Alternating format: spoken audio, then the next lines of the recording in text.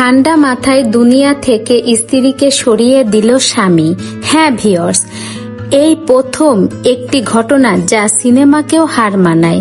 সিনেমার খলনায়কেরাও কপাল চুলকাবে এই ঘটনাটি শুনে। ঘটনাটি কিন্তু সিনেমা নয়, বাস্তব। ঘটনাটি ঘটেছে গুয়াহাটির বামনপাড়ায়। রূপালী এবং পঙ্কজ দাম্পত্য জীবনে তারা সুখী ছিল না, কারণ তার স্বামীর নজর ছিল বাইরের নারীর দিকে। বাড়ির সামনে দোকানদার এক নারীকে পঙ্কজ মনে মনে ভালোবেসে ফেলে।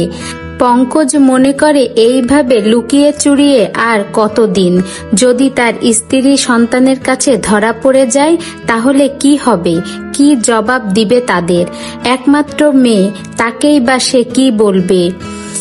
মেয়ে বাবাকে চরিত্রহীনা ভাববে, তখন সে মেয়ের সামনে কি করে মুখ দেখাবে? সে ভাবে দুজনকে নিয়ে চলা সম্ভব নয়, তাই ঠিক করে যে কোনো একজনকে সরিয়ে দিতে হবে। দুজনের মধ্যে বেছে নেয় স্ত্রীকে, আদরের মেয়ের মাকে। তাই সে মাথা ঠান্ডা করে একটি পরিকল্পনা করে, এমন পরিকল্পনা যা সিনেমার খলনায়কের মাথায়ও আসবে না। সে একটা ভয়াবহ পরিকল্পনা সাজায়। স্ত্রীর শরীর দুর্বল, তাই তাকে মাল্টিভিটামিন খাওয়াতে হবে। A to Z মাল্টিভিটামিন বাজার থেকে নিয়ে আসে, কিন্তু সেই জিনিস তো আসলে মাল্টিভিটামিন নয়, অন্য জিনিস। সে নিজে হাতে স্ত্রীকে মাল্টিভিটামিন খাওয়ায়। স্ত্রীকে অনেক যত্ন করে করে ওষুধ নিয়মিত খাওয়ায়।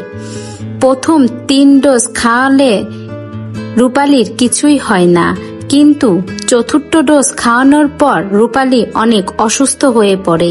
গুরুতর অসুস্থ হয়ে যাওয়ার পরে তাকে দ্রুত হাসপাতালে নিয়ে যায় স্বামী পঙ্কজ। হাসপাতালে নিয়ে যেয়ে রূপালীর পরিবারের কাছে ফোন দিয়ে জানায় যে রূপালী গুরুতর অসুস্থ। একটু পরে আবার রূপালীর পরিবারের কাছে ফোন দিয়ে জানায় রূপালী এই পৃথিবীতে আর নেই। রূপালীর স্বামী পঙ্কজ দ্রুত রূপালীর সৎকার করতে চায়, যাতে কোনো প্রমাণই না থাকে, কিন্তু রূপালীর পরিবারের লোকেরা বিষয়টি বুঝতে পারে। তারা রূপালীর সৎকারে বাধা দেয়। অবশেষে পরীক্ষা নিরীক্ষা করে জানা যায় যে রূপালীর শরীরে পয়জন আছে, যে পয়জন আজ রূপালীকে এই পর্যায়ে নিয়ে এসেছে। রূপালীর স্বামীকে এখনো ধরা হয়নি, সে এখনো বাইরেই ঘুরে বেড়াচ্ছে। চিকিৎসক পরীক্ষা নিরীক্ষা করে যদি জানায় পয়জনের মাধ্যমে রূপালীর এই চলে যাওয়া, তাহলে তার পরিবারের ধারণা মতে এই কাজ রূপালীর স্বামী করেছে। তখন তাকে পুলিশের মাধ্যমে ধরানো হবে এবং আইনের মাধ্যমে গুরুতর শাস্তির ব্যবস্থা করা হবে। তো ভিউয়ার্স, এই বিষয়টি শুনে আপনাদের কি মতামত?